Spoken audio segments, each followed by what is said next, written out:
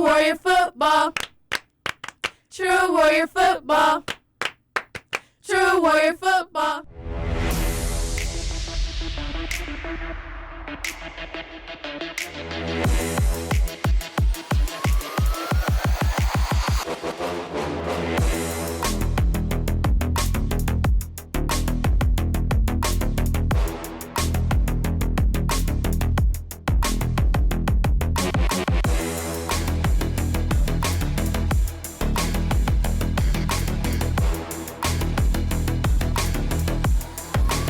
You are listening to True Warrior Football Podcast with your host, Corey Kid Smith.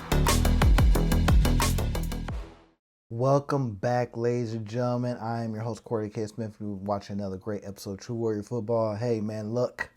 Last week's game against the Fort Wayne Snider Panthers got off, and we came away victorious. 15-0. Our first shutout victory to open the season since 2004. 20 years. 20 years. Incredible. We've had a lot of great teams over that time, but for this to be the first team to do something like that, to shut out your opponent, hold them scoreless for an entire game, is truly a significant moment. And, we did a lot of great things, but let's get to the game. Let's get to the game real quick. It was rocky. First quarter. Offense had the ball first, and they came out doing some really good things. Quarterback Jaden Rivers started the game, and he made a few plays, but then really what happened with the game is we did a lot of backfiring, I'll say. Penalties that we shouldn't have been making. We turned the ball over one too many times. I believe it was a combined 4 turnovers on the night. That's not good. That's not good for a team that has high aspirations for a state championship. That's not good. Turn the ball over 4 times like we did. 2 interceptions, one by quarterback Jaden Rivers, another one from quarterback Anthony Dennison. No, it was Jaden Rivers, I think, threw 2 interceptions. And we had a fumble on the run. And then we had a muff punt, which the muff punt kind of should have been a penalty on the Panthers. We were trying to field the ball, and this guy was blocked into Keith Jackson. And he wasn't able to properly field it. And it came away with the punt. They came away with the fumble recovery. So those 4 turnovers right there. But the most important, the key thing here I want everybody to understand here is that our Warrior defense stepped up in a major, major way. And I talked about them, key players as a whole, but key players last week. But as a whole, man, oh my. Oh my, oh my, oh my. First of all, guys like Damian Shanklin, Jeremy Finch Jr., Marcus Bell, those 3 guys really stepped it up. But a guy that I think was overshadowed by his teammates, but still played a tremendous game was another defensive end, Tyrone Burris, commit to Louisville. He wasn't making a lot of sacks and tackle for losses and stuff like that. But what he was doing to their offensive linemen, stopping the run, creating havoc, being sound defensively, doing so many great things. It's no wonder he was voted Defensive Player of the Game by the coaching staff. It's absolutely tremendous. Absolutely tremendous. But, those other guys made a lot of great plays. Man, look, Jeremy Finch Jr. is every bit of a star player as he's ranked. What did somebody say? He's the number 1 rated offensive lineman, or not offensive lineman, but number 1 rated player in his class in the state of Indiana, and I believe it. He is out there causing tremendous havoc. It's a defensive lineman playing like him for us. I will say this: it's been Not since I watched Chris Harley. Chris Harley, guys like Jeff Boyd, excuse me. Those guys causing chaos in the interior. Just absolutely amazing to see and watch what they do. And Jeremy is playing great football, like his father used to play great football for us years ago. This is spectacular to watch him and play. But our guy Shanklin, he had a terrific game as well. He had a couple sacks, tackle for losses, and then I don't know how he was able to make this play right here. This crazy interception. All right.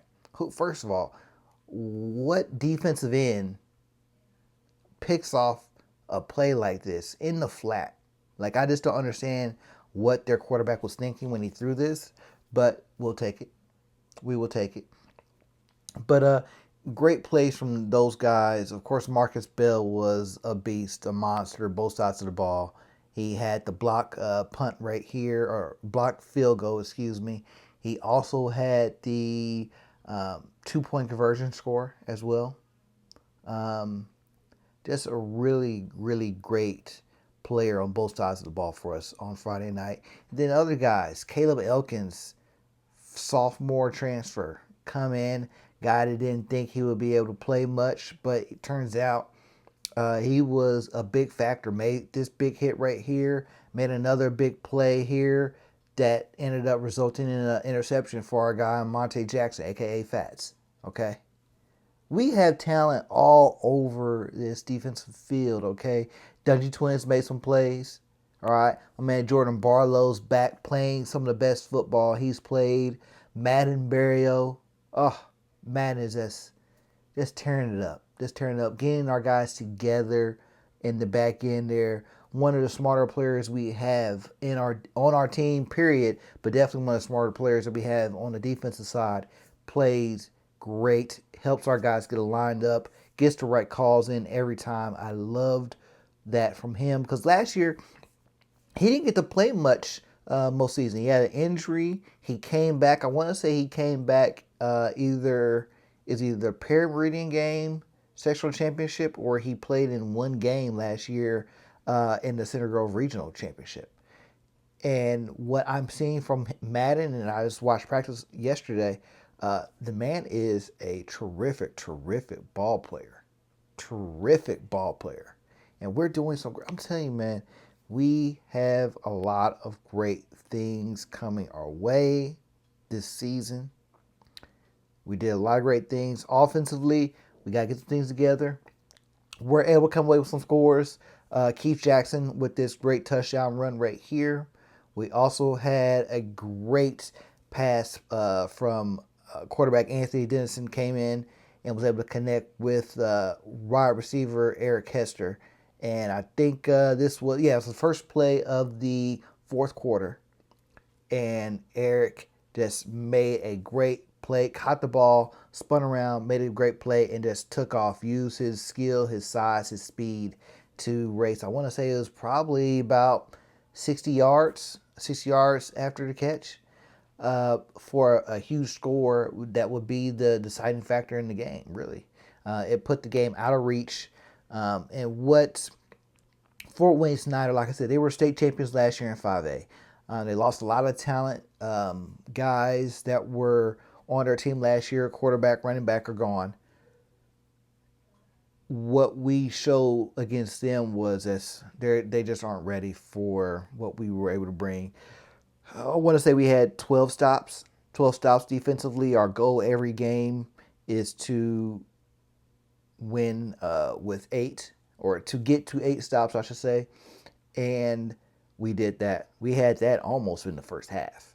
We almost had that in the first half. I think we had 6 stops, almost 7 stops really in the first half. Sudden change, we were spectacular on. Sudden change is when, you come off the field or whatever, and then boom, you got to go right back out because the offense turned the ball over. Well, we had that happen to us 4 times. Sudden change happened to us 4 times, and we came away forcing 4 more punts, turnovers on downs, whatever it may be. We gave them nothing. So the sudden change defense was spectacular. I think they were 0 for 11, 0 for 12 on third down. That's a stat right there that may be the better stat of all. I think they had less than 50 yards total offense. And we probably outgained them 3-1 on the night on total yards, maybe a little bit more. What we did Friday in Fort Wayne is exactly what we should be doing to teams. If you are a team that we deem as being inferior to us, then results like that are what should happen. And really, we can't always expect to win 15-0, 20-0, 21-0, or win by shutouts. But we can build off this game. We can do some great things moving forward on the season. Because I told our coaches, I was like, man, as great as we play defensively, we can be much better. And it's like, how is that possible? How can it be possible? Well, you have to think that was game one. To think that this team defensively peaked in week one. Nah, I don't think so. I don't think so. We aren't there yet. We're playing some great football already out the gate. I love it. But we aren't nearly as great as we can be.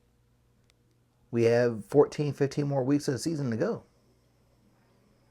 So, I love to see what we did. Like I said, offense has some things to work on, which I'm really glad about. I'm really glad about because if we had came out the gate and scored 35, 45 points or more, and defense did what they did and shut them out, then it would be very different. It would be us riding on a high. Maybe inflated, we thought we were better than what we are. Okay?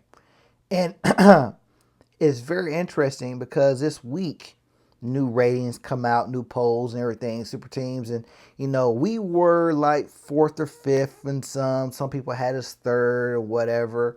Ben Davis was 1 in all polls. And last week, Ben Davis lost. They lost at home to Cathedral. Cathedral jumped 8, 9 spots. They got ahead of us.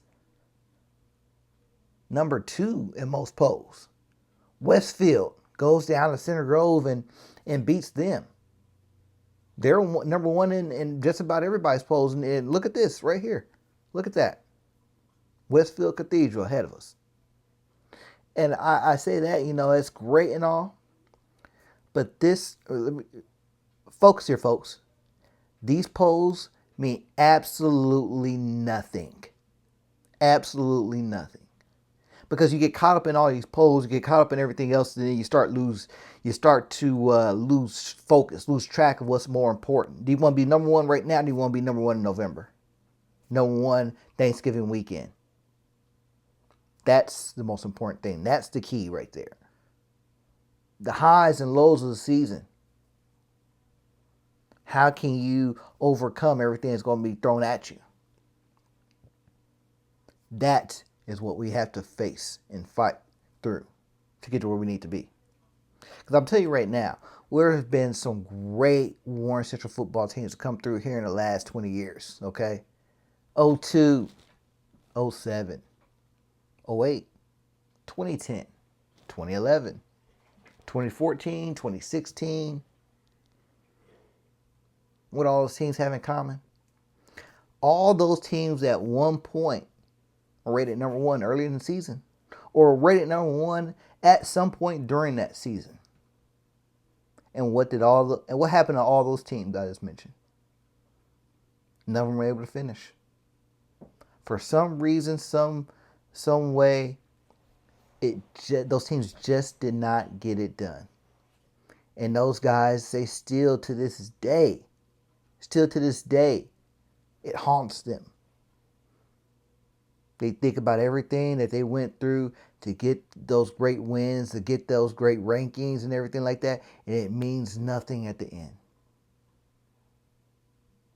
It means nothing. But, like I said, season's still young, still early.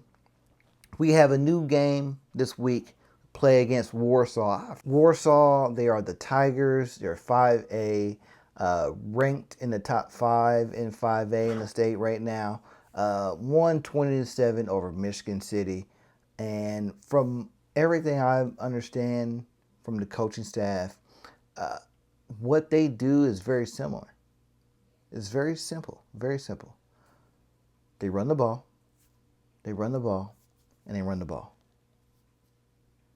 1st and 10, they're going to run the ball. 2nd and 15, they're going to run the ball. 3rd and Mithofer. 3rd and forever, they're going to run the ball. And from everything I've heard about them, they are extremely sound. They're tough players. They know what they're doing. They're well coached. They've had a coach that's won there for the last 7 years. Turned the program around. So we got to be ready. We got to be ready. We got to be prepared. Because they're going to come in here and they're going to try to assert themselves and play their style of football against us. But we can't allow that to happen. No. We can't allow that to happen at all, at all. Not at home. Not now. And not ever. Because like I said, this team has goals in mind that are just higher. Higher aspirations than most teams could even possibly imagine getting to. And we have to come out and play our style of football, dominant level football, and take the fight out of them. From the opening kickoff to the very last play. That's what we have to do. And so we have that going for us this week. A lot of great players are going to be ready to go, and I can't wait. I absolutely cannot wait. But one last thing before I let you guys go, and I have to talk about our guys at the next level that did some tremendous things over the past week.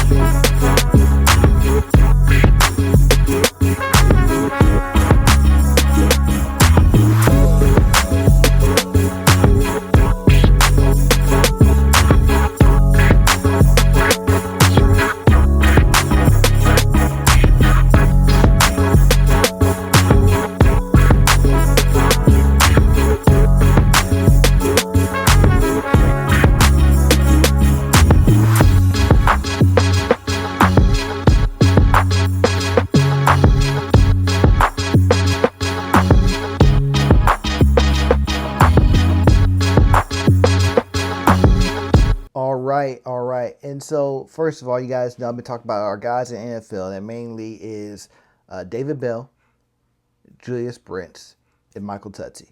And David Bell made the 53-man roster for the Cleveland Browns. So year 3 in the NFL is a go for our man David. Congrats. Year 2 is a go for our guy Julius Brents with the Colts. Congrats, Juju. Can't wait to see you take on the field again. And unfortunately, I won't say the season's over for my guy, Michael Tutsi, but he did not make the 53-man roster cut. But that's okay. That is okay because Michael was able to go out there and play and give it his all this past week against the Bengals. And I want to try and fit this in last week, but it just was too much editing. I was like, you know what? I'm just going to go ahead and have it be its own segment this week. Michael had a tremendous play here. Look at this, all right? Quarterback for Cleveland or for the Cincinnati Bengals. I want to say Wood now. I forget what his name is. He was scrambling, trying to make a play, got the first down, then gets lit up. Ball pops out, and none other than the ball hawk himself, the white lightning Michael Touch is right there. All right. Tried to scoop and score it, but he secured the ball just like he's been taught by his father, legendary coach Steve Tutsie, for years and years and years. And makes a play, gets tackled here by the offensive lineman. And it's just, when I just happened, I literally had the game on in the background while I was working on last week's show. And I'm like, oh my God, did that really just happen? Like, it was just like a big, I was just so happy and thrilled for me. If you don't know, Michael's like a little brother to me. Okay, like I can't say how excited I have been for him over the years to see him do great things in college, see him do great things in high school. Just at every level, Michael just made play after play after play, and it's always contributed to winning. And seeing Michael have the success that he had in NDSU and getting an opportunity to come home and play for the Colts was just really great. And last year, I hated that he wasn't fully able to go out there and play in the game because of an injury. And this year, he got a second opportunity, and you know what? He did the best he could, man. He made the best he could with what was available to him. When he got in the game, he did everything he could to make a play, be in the right spot. All right. In their first game against, I forget who it was, with the Broncos, he was fighting through a blocking and ended up making a tackle for loss. Look at this here. Look at this. Okay. That's incredible. That is what determination looks like. That is what fighting for a roster spot looks like. And then you add in this play right here, and then he was not happy with his playing time that he got against the Cardinals, but he still went out there and contributed. He still went out there and did what he was supposed to do. He's still out there playing high-level football, and I love that for him. I truly do. I truly do. He is a true professional now, and I love that about him. I love that about all of our guys, you know. You always want to see your players leave and become something of themselves. Okay, there's so much stigma about being a Warren Central football player, or being a guy that's growing up on the East Side. I hear it all the time. You know, oh man, Warren on the East Side ain't nothing but a bunch of insert negative connotation here. But there's so many of our guys and players that go on to do tremendous things when they leave here. We just had one of our football players graduate from Duke School of Business. Okay?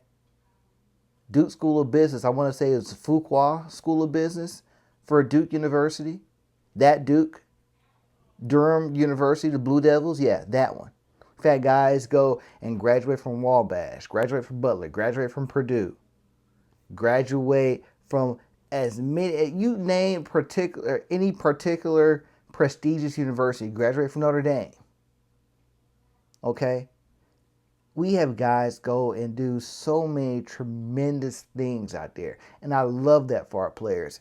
And I will continue to do this show and to praise them and continue to support them, because without them, there is no me. There is no True Warrior football here. Everything I do is for them. And so, like I say all that to bring us back into this. Michael, I love what you've done so far. Your journey is not over. Continue to stay focused, train, and keep yourself grounded. Because I know you'll get another opportunity and you will continue to make the best of it, my friend. All right? I love you. Everybody back home supports you. We all want to see you do great. I love that you brought that ball back, man, to the east side. And it is like I said, I've never been more happy and proud for you. Like, it was just a true, unbelievable moment. I know your parents are extremely proud of you. And just, like I said, it's just a dream come true, man. A dream come true for you, but that dream is not over. And one thing I will say about people that have not had their hands on an actual NFL ball, because I was able to see the ball the other day, and man, that thing is hard as a rock. I understand now why Tom Brady inflated it. I don't see how, man, you catch that thing, it is like catching a brick. Harder than a brick. Man, let some air out that thing, man. My God. But no, it's just it's something I noticed. But hey, we have a great thing going for us right now. Our Warriors are playing great football, and it's only going to get better for all of us. All right. So with that, ladies and gentlemen, I'm your host, Corey the Kid Smith. You just watched and listened to another great episode of True Warrior Football. Warrior Ben, take us away.